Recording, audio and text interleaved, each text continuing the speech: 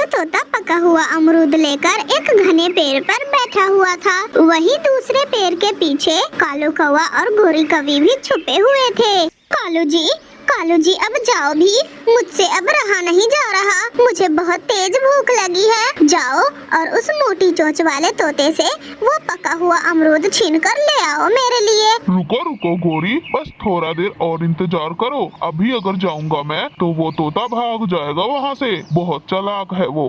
अगर मैं ये अमरूद यहाँ बैठकर खाऊंगा तो ये अमरूद मुझसे कोई छीन भी सकता है। मैं इसे नदी किनारे जाकर घने जंगलों में बैठकर खाऊंगा तो वहाँ कोई नहीं छीन पाएगा मुझसे ये अमरूद। ऐसा सोचकर मिठू तोता घने जंगलों में नदी की ओर निकल जाता है। देखो वो मोटी चोंच वाला तोता भाग गया ना।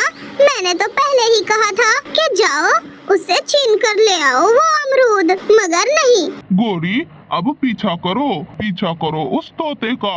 वो कहीं घने जंगलों में जाकर छुप न जाए। फिर वो दोनों कौवे मिठू तोते का पीछा करते हैं। वो देखो कालू जी, वो मोटी चोंच वाला तोता वहाँ नदी किनारे जाकर बैठा है। मैं जाकर उसे बातों में उलझाती हूँ, तब तक तुम उससे वो अमरूद छीनकर भाग जाना। फिर गोरी कौवी तोते के पास जाकर बिल्कुल वैसा ही करती है। मिठू तोते भाई, तुम यहाँ बैठकर क्या कर रहे हो? मुझे पता है गोरी, मुझे पता है कि तुम मुझसे मेरा अमरूद छीनने आई हो यहाँ पर। अरे नहीं तोते, तुम ये क्या कहे जा रहे हो? मैं तो तुम्हें समझाने आई थी कि तुम जिस नदी किनारे बैठकर ये अमरूद खा रहे हो वो नदी अच्छी नहीं है। तुम्हें पता है इस नदी में बहुत खतरनाक जीव रहते हैं। आज से पहले यहाँ पर जितने भी पक्षी आते थे उस खतरनाक जीव ने उन सभी पक्षियों को मारकर खा लिया था।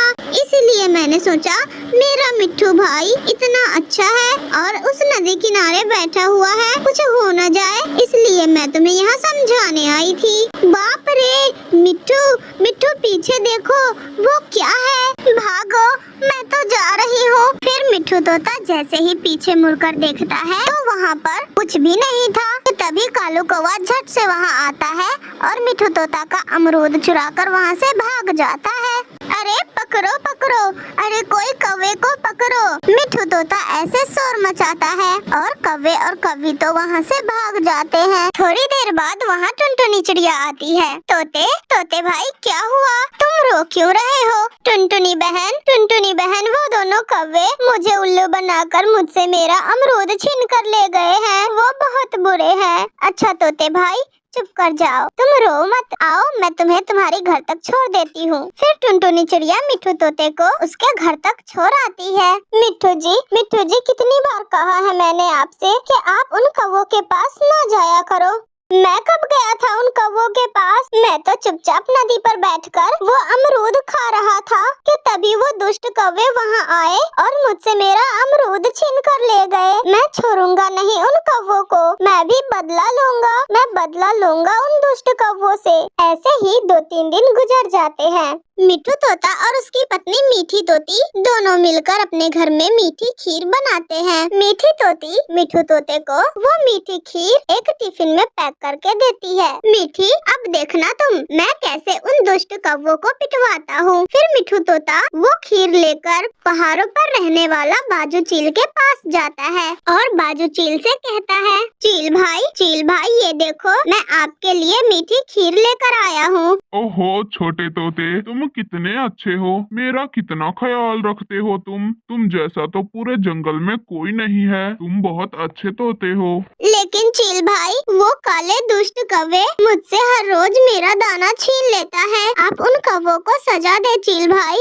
देखो तोते, तुम किसी भी तरह उन कौवों को मेरे पास ले आओ, फिर तुम देखना मैं कैसे पिटाई करता हूँ उन कौवों की। वो कौवे बहुत लालची कौवे हैं। मैं कोई न कोई लालच देकर उन कौवों को जरूर यहाँ ले आऊंगा। फिर मिट्ठू तोता वहाँ से चला जाता है और मिट्ठू तोता वहाँ से सीधा टुनटुनी चिड़िया के मिठाई की दुकान पर जाता है। टुनटुनी बहन, मुझे कुछ जलेबियाँ दे दो। हाँ मिट्ठू भाई, क्यों नहीं, ये लो, ये जलेबियाँ मैंने अपने हाथों से बनाई है। ये बहुत स्वादिष्ट जलेबियाँ है। जो भी पक्षी इसे एक बार खाएगा वो बार बार मांगेगा। मिट्ठू तोता टुनटुनी चिड़िया से वो जलेबियाँ लेकर कालू कौवे के पास जाता है। वो दोनों कौवे एक घने पेड़ के नीचे बैठे हुए हुए थे। कौवे कौवे देखो, मैं तुम दोनों के लिए ये मीठी जलेबियाँ लेकर आया हूँ। मिट्ठू तोते, तुम तो बहुत अच्छे हो। तुम मेरे लिए जलेबियाँ लेकर आए हो। मिट्ठू मेरे भाई, क्या तुम अपनी गोरी बहन को भूल गए? तुम दोनों जल्दी से जाओ। पहाड़ों पर बाजू चील सभी पक्षियों को खूब स्वादिष्ट स्वादिष्ट मिठाइयाँ बांट रहे हैं। जंगल के सारे पक्षी अपने अपने घर में भर भर के मिठाइयाँ ले आए हैं। सिर्फ तुम कौवे ही बचे हुए हो। जाओ, तुम लोग भी अपने हिस्से का मिठाई ले आओ। फिर वो दोनों कौवे बिना कुछ सोचे समझे ही दौड़ पड़ते हैं पहाड़ों की तरफ। और वहाँ जाकर बाजू चील तो अपने घर के बाहर ही बैठा हुआ था। चील भाई, आप पूरे जंगल में मिठाइयाँ बांट रहे हैं और हम कौवे को भूल गए क्या? चील भाई, हमें भी मिठाइयाँ दो। मिलेगा। तुम दोनों को भी खूब सारी मिठाइयाँ मिलेगा। पहले तुम दोनों घर के अंदर तो चलो। फिर बाजू चील उन दोनों कौवे को अपने घर के अंदर बुला लेता है और बाहर से आकर मिठू तोता दरवाजा बंद कर देता है।